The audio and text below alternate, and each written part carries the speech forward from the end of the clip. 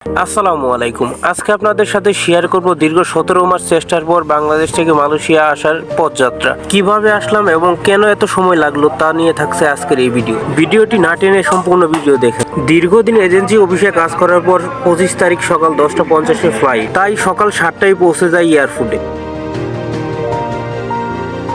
সকাল 10:50-এ অধিক ফ্লাইট থাকার কারণে তাই এয়ারপোর্টের সামনেই পর্যাপ্ত পরিমাণ গাড়ির জ্যাম।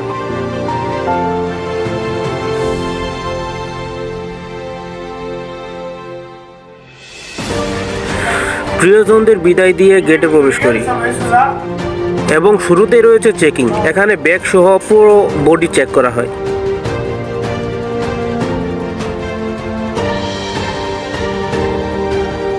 লাগেজগুলো পলিথিনে মুড়াতে 300 টাকা দিয়ে লাগেজগুলো প্যাকিং করে নেওয়া হয়। বাহির থেকে এয়ারপোর্টের ভিতরে সৌন্দর্য দেখা না গেলেও এই দেখা যায় ভিডিওতে এয়ারপোর্টের সৌন্দর্য।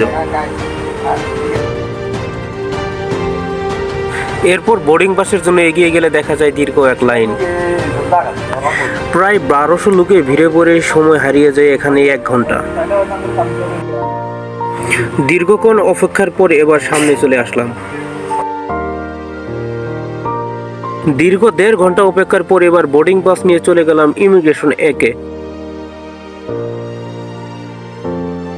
ইমিগ্রেশনে ঢোকার পর এখানে প্রবাসী কল্যাণ ডেস্কে সবকিছু চেক করে নেওয়ার পর দাঁড়িয়ে পড়লাম ইমিগ্রেশন লাইনে।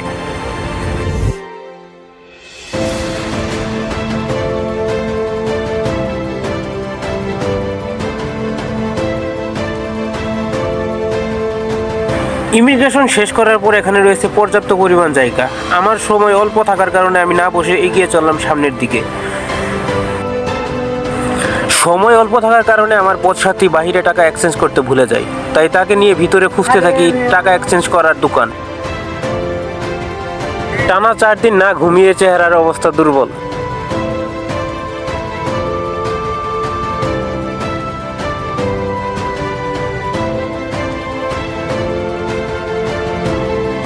এরপর 8 নম্বর গেট দিয়ে ভিতরে ঢুকে পড়ি।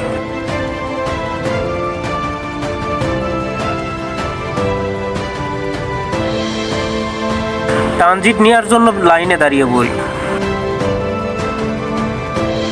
এখান থেকে বাইরে তাকালেই দেখা যায় অপেক্ষামান বিমান। তারপর সাথে থাকা প্যান্টের বেল, জুতা, মানিব্যাগ, মোবাইল সহ তুলে দিতে হয় পরীক্ষা করার জন্য মেশিনে।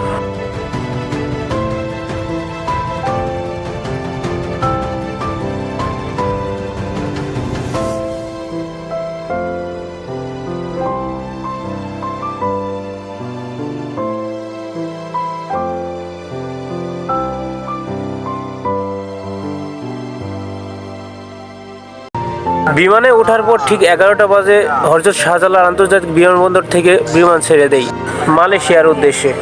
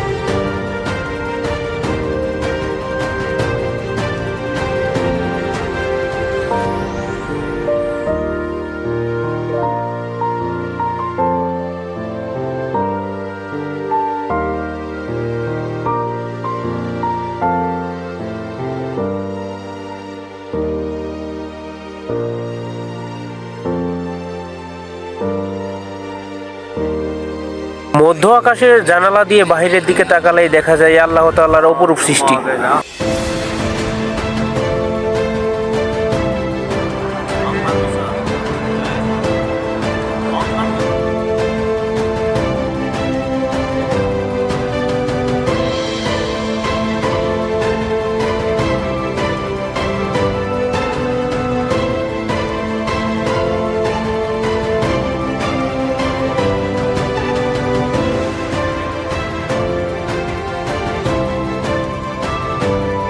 এখন আসেন, কেন সময় লাগলো আমার 17 মাস?